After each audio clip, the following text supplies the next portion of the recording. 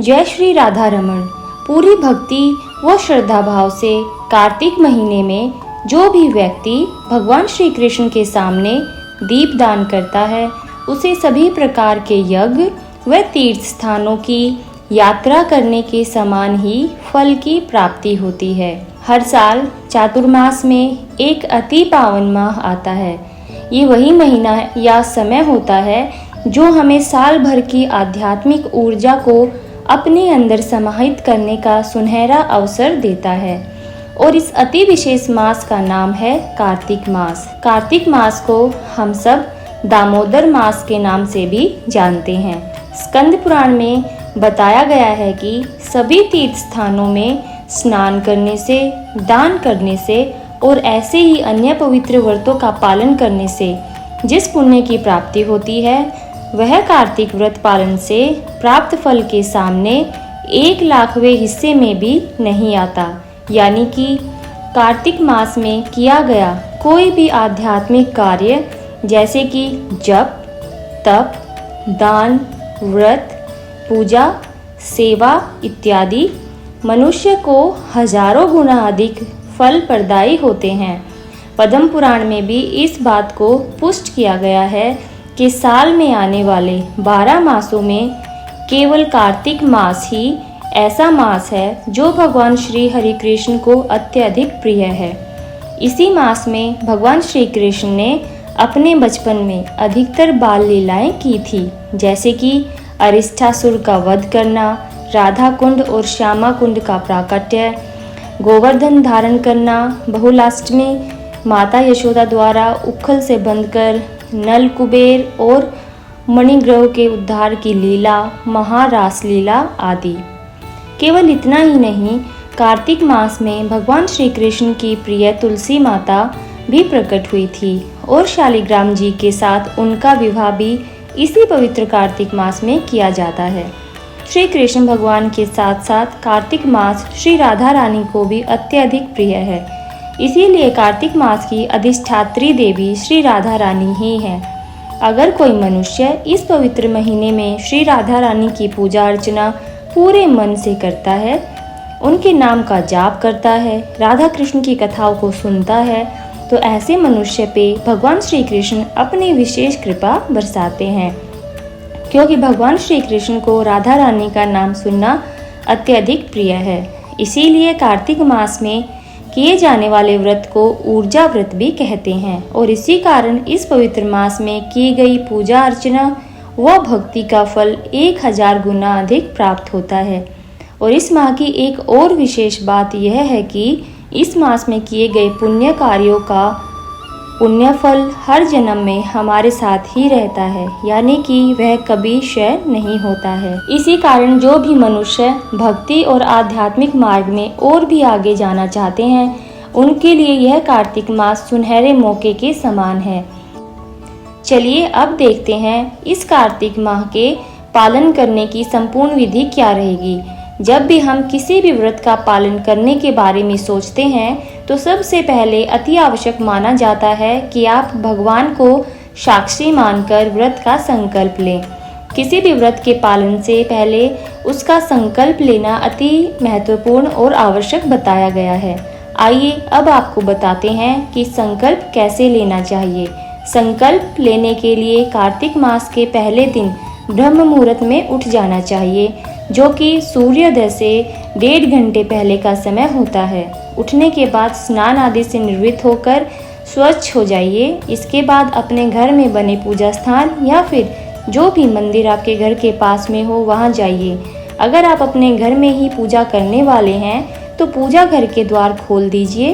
भगवान श्री कृष्ण या फिर जो भी आपके गुरु हैं उन्हें याद करिए और पूजा घर को गंगा जल छिड़क कर पवित्र कर लीजिए। अब अपनी प्रतिदिन की जाने वाली पूजा धूप, दीप, पुष्प आदि चढ़ाकर पूर्ण कर लीजिए। इसके बाद अपने दाहिने हाथ में गंगा जल लीजिए और भगवान के सामने जाकर इस कार्तिक मास के व्रत का संकल्प लेते हुए इस प्रकार प्रार्थना करिए। हे जनार्दन, हे दामोदर, जो श्री राधा रानी के साथ विराजित हैं, मैं इस कार्तिक मास में आपको प्रसन्न करते हुए व्रत करने का संकल्प लेती हूँ। हे गोपिकाओं, आपकी कृपा से श्री राधा कृष्ण मुझ पर प्रसन्न हो। इस प्रकार संकल्प लेने के बाद उस गंगा जल को तुलसी माता के पौधे में डाल दीजिए। इसके बाद आप इस पूरे महीने में किसी भी एक चीज को त्यागने या फिर किसी एक नियम के पालन करने का संकल्प कर सकते हैं और इस संकल्प को भी भगवान श्री कृष्ण के सामने फिर से दोहराइए और उनसे कहिए, हे भगवान, मैं इस मास में यह संकल्प ले रही हूँ, कृपया आप मुझे शक्ति, दृढ़ निश्चय और धैर्य प्रदान कीजिएगा ताकि इस संपूर्ण मास के दौरान मैं इस संकल्प को निभा सकूं और इस प्रकार अपनी बात पूरी करके भगवान को अपना संकल्प बता दीजिए। अब आप अपनी इच्छा शक्ति और क्षमता के अनुसार कोई भी संकल्प ले सकते हैं। उदाहरण के लिए आप ये संकल्प ले सकते हैं कि पूरे कार्तिक मास के दौरान आप ब्रह्म मुहूर्त में उठेंगे, श्री राधा रानी या फिर कृष्ण भगवान के नामों का जाप करेंगे, गीता या श्रीमद् भागवतम का कम से कम एक अध्याय जरूर पढ़ेंगे या फिर प्रतिदिन मंदिर में जाकर भगवान जी का दर्शन अवश्य करेंगे। इसके अलावा अपनी सबसे पसंदीदा मिठाई या फिर भोजन को त्यागने का संकल्प भी ले सकते हैं। इस तरह अपनी शारीरिक क्षमता व आर्थिक स्थिति को ध्यान में रखते हुए कम से कम कोई एक संकल्प जरूर लीजिए और अपनी ओर से इस संकल्प को पूरे महीने निभाने के लिए पूरा प्रयास भी कीजिए। संकल्प लेना एक अति महत्वपूर्ण कार्य है जो कि प्रत्येक व्यक्ति को अवश्य ही करना है। इसके बाद कार्तिक मास में अधिक से अधिक तुलसी माता की सेवा कीजिए। इस महीने में माता तुलसी की पूजा अर्चना करने का विशेष महत्व बताया गया है। ऐसा करने से तुलसी माता हमें भगवान कृष्ण की भक्ति का आशीर्वाद प्रदान करती हैं। अगर आपके घर में तुलसी माता हैं तो उन्हें प्रतिदिन जल अर्पित करिए, उनके सूखे पत्ते और डालियों को ठीक कीजिए, उनके आसपास की मिट्टी को साफ सुथरा करके उन्हें सूर्य की रोशनी में रखिए। प्रतिदिन उनके सामने घी का दीपक जलाइए, प्रणाम कीजिए और उनके सामने बैठकर भगवान श्री कृष्ण के महामंत्र का जाप करिए।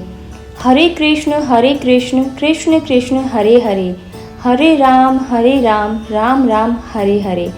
ये भगवान कृष्ण का महामंत्र कहलाता है, जिसका जितना अधिक जाप आप करेंगे उतना अधिक अपने आप को भगवान कृष्ण के नजदीक पाएंगे। आप इस कार्तिक मास में अधिक से अधिक इस मंत्र का जाप कीजिए। इस महामंत्र की प्रतिदिन आपको 16, 25 या 32 मालाएं करने का संकल्प अवश्य ही लेना चाहिए, क्योंकि आपको याद तो होगा ही कि इस महीने में लिया गया भगवान का एक नाम आपको 1000 गुना फल प्रदान करने वाला है।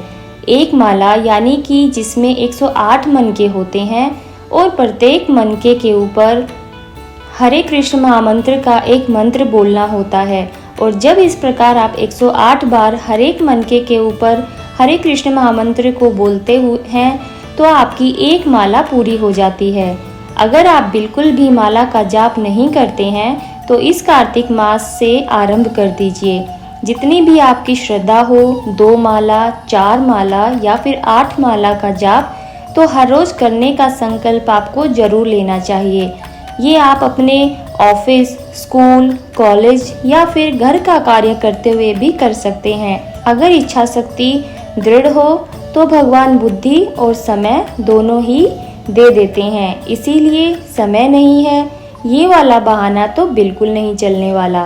स्कंद पुराण में कहा गया है कि हे महामुनि, सभी धर्मों का त्याग करके कार्तिक मास में श्री हरि विष्णु के सामने हरि कथाओं का श्रवण करना चाहिए। कार्तिक मास में श्री हरि विष्णु की कथाओं का कीर्तन करने से संपूर्ण कुल का उद्धार हो जाता है। इसीलिए इस कार्तिक मास के प्रतिदिन श्रीमद् भागवतम को पढ़ना व सुनना चाहिए।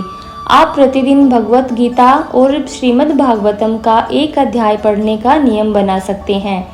जब हम भगवान के बारे में कुछ पढ़ते हैं और सुनते हैं तो उन्हें याद रखना आसान हो जाता है।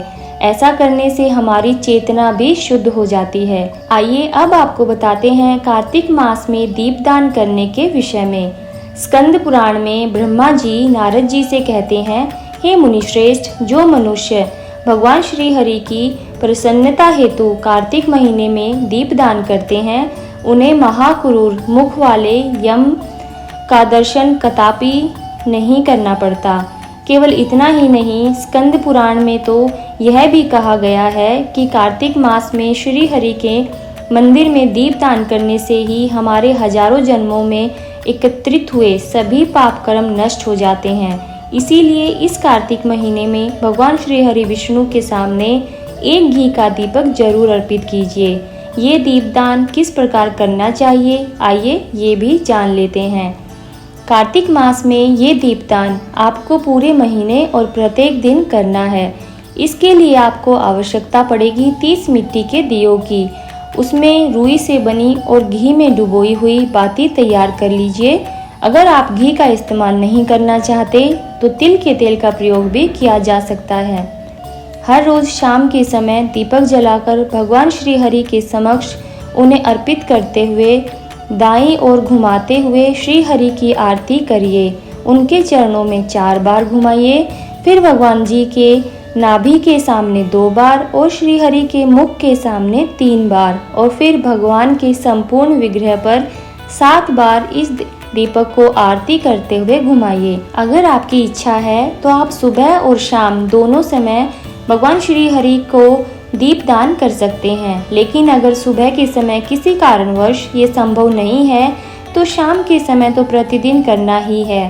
दीपदान करते समय आप दामोदर अष्टकम का पाठ भी कर सकते हैं। ये दामोदर अष्टकम का पाठ और गोपी गीत आप दीपदान करने के बाद भी शांति से बैठकर कर सकते हैं।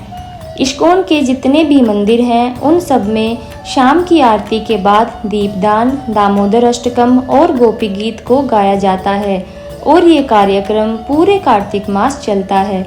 इसीलिए अगर कोई इस्कॉन मंदिर आपके घर के नज़दीक है तो आपको वहां जाकर जरूर सुनना चाहिए। नहीं तो आप अपने घर में तो कर ही सकते हैं या फिर ऑनलाइन भी आप सुन सकते हैं। भक्ति रसा उपसिंधों में कहा गया है कि अगर कोई ऐसा व्यक्ति जिसकी भगवान के प्रति कोई निष्ठा नहीं है, अगर वो भी विधि पूर्वक भगवान की पूजा अर्चना करता है तो उसे भी भगवान की व्यक्तिगत सेवा प्राप्त हो जाती है। इसीलिए इस मास में पवित्र स्थानों की यात्रा का भी विशेष महत्व बताया गया है, जैसे कि वृंदावन, मथुरा, द्वारिका, जगन्नाथपुरी इत्यादि। इस माह में गंगा, यमुना, गोदावरी, कावेरी, नर्मदा आदि पावन नदियों में स्नान जरूर करना चाहिए।